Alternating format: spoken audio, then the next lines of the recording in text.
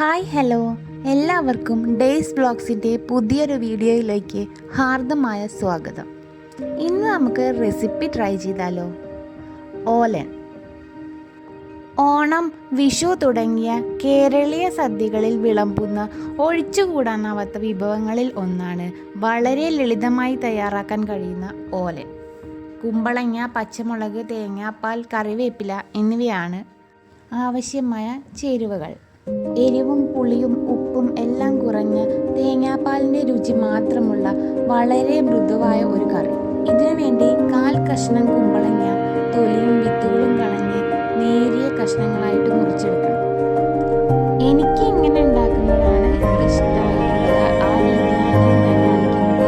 ചില ആൾക്കാർ വേറെ രീതിയിൽ ഉണ്ടാക്കുന്നത് ഞാൻ കണ്ടിട്ടുണ്ട്. അതിലേക്ക് 2 പച്ചമുളക് നടുകെ കീറുന്നത്, 2 തണ്ട് കറിവേപ്പിലയും, ഈ കുമ്പളം വേവാൻ ആവശ്യമായ 1/2 മുക്കാൽ ഗ്ലാസ് വെള്ളവും ആവശ്യത്തിന് ഉപ്പും ചേർത്ത് നന്നായി ഇളക്കി യോജിപ്പിച്ച് അടുപ്പിൽ വയ്ക്കുക. വേവാൻ ആവശ്യമായ വെള്ളം ഒഴിക്കുന്നതിന് പകരം നമുക്ക് നേരത്തെ തേങ്ങാപ്പാലും ഉപയോഗിക്കാം കേട്ടോ. പക്ഷെ ഞാൻ അങ്ങനെയില്ല, ഞാൻ വെള്ളത്തിലിട്ടിട്ടാണ് വേവിക്കുന്നത്. ഇത് വേവുന്ന സമയം കൊണ്ട് ഞാൻ നാളികേരം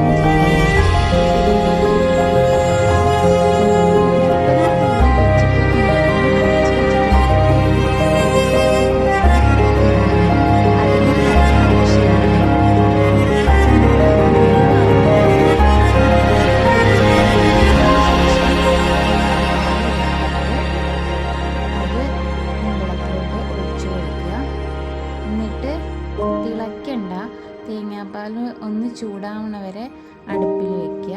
അതിനുശേഷം തീ ഓഫ് ചെയ്തിട്ട് അതിലോട്ട് 1 സ്പൂൺ വെളിച്ചെണ്ണയും 4-5 കറിവേപ്പിലയും ഇട്ട് കൊടുക്കുക.